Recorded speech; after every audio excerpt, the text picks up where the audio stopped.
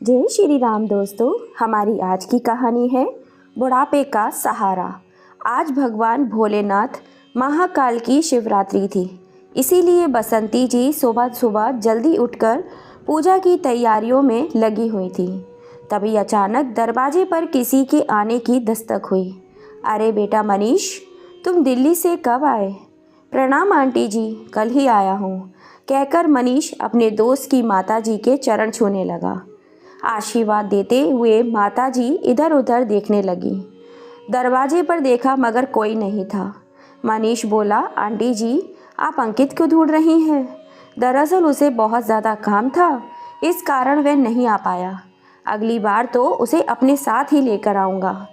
बेटे के आने की उम्मीद में अम्मा जी की आंखों में जो चमक आ गई थी एकदम से गायब हो गई और उनकी आंखों में आंसू भर आए। थोड़ी देर में अंकित के बाबूजी भी आ गए और तब तक अम्मा का आंचल आंसुओं से भीग चुका था। बाबूजी बोले, अरे भाग्यवान, परेशान क्यों होती हो? अब यही हमारी किस्मत है। जितनी जल्दी हम इसे स्वीकार करेंगे उतना ही अच्छा होगा। अम्मा के सामने अंकित के बचपन की यादें ताज़ा हो गईं। कितनी मन्नतों से मांगा था अंकित को उन्होंने भगवान से। कभी चोट अंकित को लगती थी तो दर्द अम्मा को होता था। अपनी आंखों से ओझल नहीं होने देती थी अम्मा अपने बेटे को। आज उसी बेटे को अम्मा बाबा की अपने स्टेटस के नहीं लगते। अंकित, ऐसी तरक्की का तुम क्या करोगे जो तुम अपने माँ बाबूजी का सहारा उनके बुढ़ापे में ना बन सको? तुम केवल अपनी कमाई और पैसों के बारे में जानते हो। कभी यह सोचा है कि तुम्हारी अम्मा और बाबूजी किस हालत में रह रहे हैं? मनीष ने अंकित को समझाना चाहा।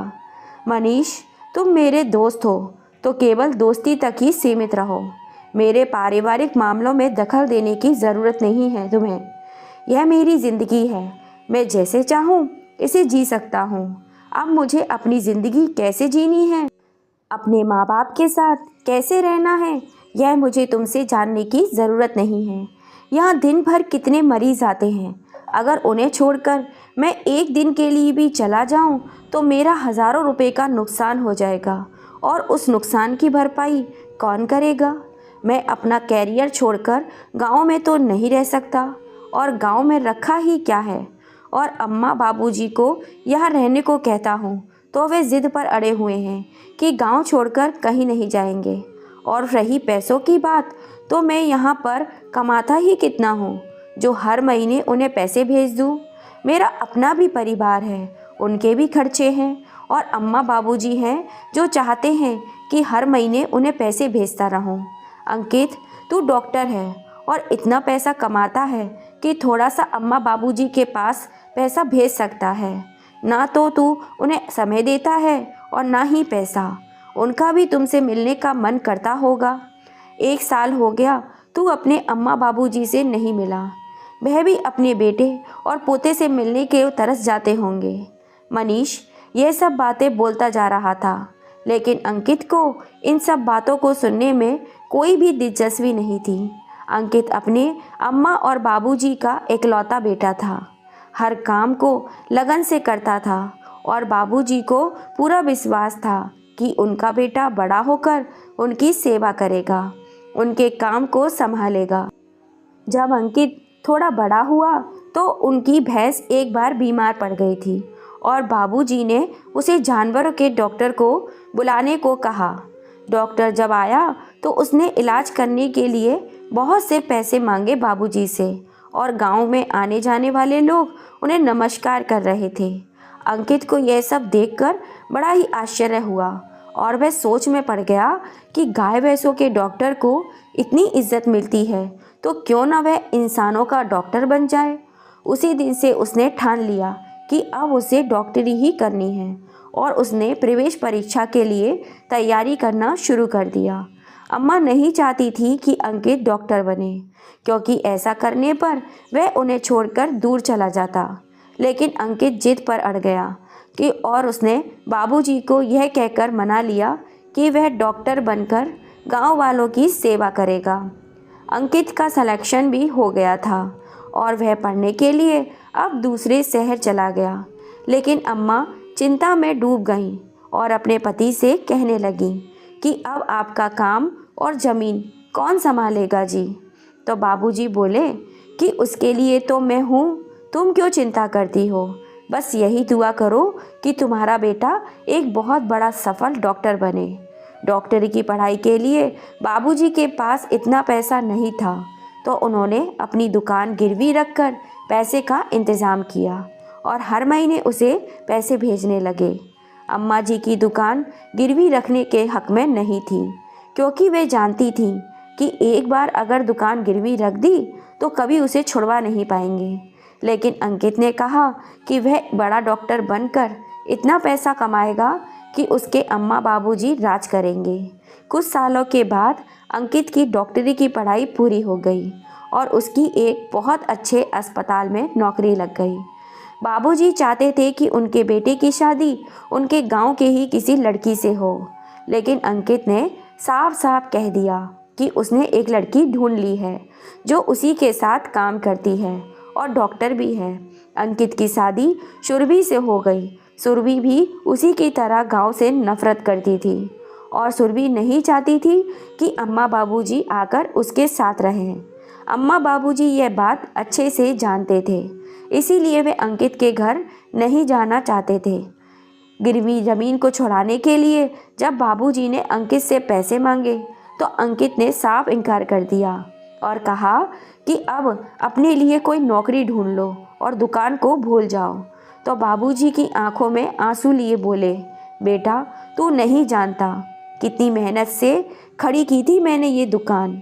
अगर ये दुकान ना होती तो हम ना तो तुझे पढ़ा पाते और ना ही डॉक्टर बना पाते।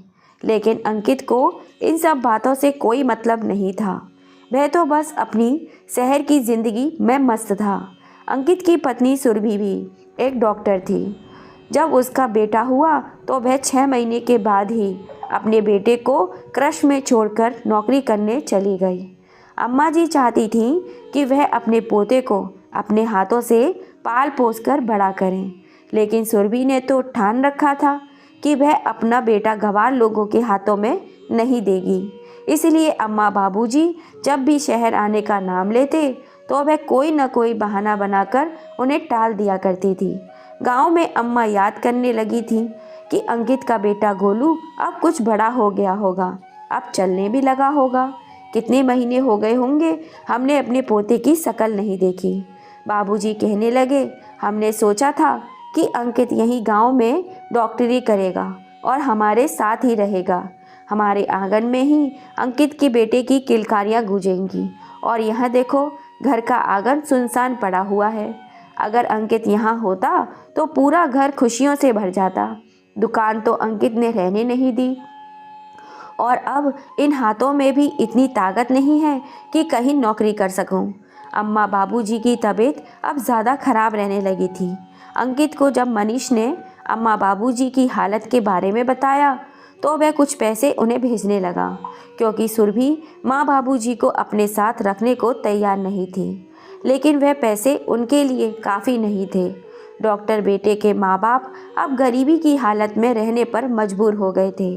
उनकी हालत बिगड़ती देखकर रिश्तेदारों के डर से अंकित उन्हें अपने संग शहर ले आया, लेकिन सुरभि ने अपने घर में लाने से साफ साफ इनकार कर दिया और अंकित से बोल दिया कि वह उन्हें वृद्धाश्रम छोड़ आए। देखते ही देखते अम्मा बाबूजी की ज़िंदगी पूरी तरह उजड़ गई। सोचने लगे, ये कैसी विडम्बना है कि डॉक्टर बेटे के माँ बाप वृद्धाश्रम में रह रहे हों। अंकित का बेटा गोलू भी अब बड़ा हो चुका था और उसे भी उन्होंने डॉक्टर बनाने का ही सोचा हुआ था। उसे डॉक्टरी की पढ़ाई पूरी करने के लिए उन्होंने विदेश भेज दिया था। अंकित ने बहुत सारा लोन लेकर अपने बेटे गोलू के लिए एक बहुत बड़ा अस्पताल खोला। जब उनका बेटा गोलू विदेश से पढ़कर लिखकर भारत लौटा तो उन्होंने गोलू को एक सरप्राइज़ के तौर पर उसे उसका अस्पताल दिखाया। लेकिन गोलू ने साफ साफ कह दिया कि वह भारत में रहने के लिए बिल्कुल भी तैयार नहीं है, वह विदेश में ही सेटल होना चाहता है। अंकित और सुरभि दोनों जैसे शून्य से हो गए थे। गोलू, यह तुम क्या कह रहे हो? सुरभि बोलने लगी, हमने तो सोचा था हमारा बेटा बड़ा होकर हमारा नाम रोशन करेगा, हमारे कारोबार को आगे बढ़ाएगा। लेकिन बेटा, हमारे देश में क्या बुराई है?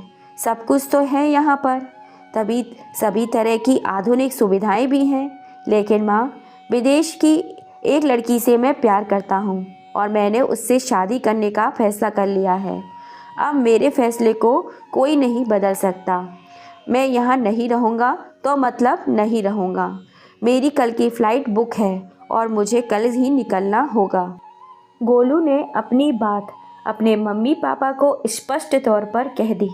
अंकित और सुरभि दोनों गोलू की बात सुनकर जैसे काटो तो खुर नहीं। उन्हें अपने कानों पर विश्वास नहीं हुआ। गोलू, तुम्हें सेटल करने के लिए हमने कितना बड़ा कर्ज उठाया है। अपनी ज़िंदगी भर की कमाई हमने दांव पर लगा दी और अब तुम हमें छोड़कर जा रहे हो। क्या कमी थी हमारी परवरिश में जो तुम हमें यह दिन दिखा रहे हो? सुरभि के हाथ पैर सुन्न हो गए और बोली, मैं तुम्हारे बिना नहीं रह सकती मेरे बेटे। तो गोलू बोला, आप शुरू से तो मेरे बिना ही रह रही हो ना।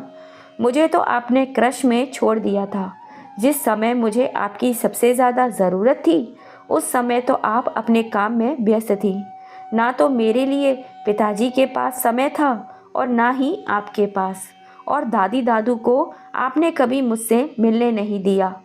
अगर मेरे बिना आप दोनों का मन नहीं लगता तो आप भी वृद्ध आश्रम में जाके रह सकते हैं। और वैसे भी दादी दादू भी तो वृद्ध आश्रम में ही रह रहे हैं ना, तो आप क्यों नहीं? यह बात सुनकर जैसे सुरभि के पैरों तले जमीन खिसक गई। उसके सामने अम्मा और बाबूजी की तस्वीर आ गई। उसे लगा जैसे गोलू के रूप में उनके अपने ही कर्म अपने सामने आकर खड़े हो गए। सुरभि सोच में डूब गई, जिसके आगे और कुछ न बोल पाई और अपने कमरे में चली गई। अंकित भी आज ऐसा महसूस कर रहा था जैसे उस पर किसी ने बिना तलवार के वार कर दिया हो।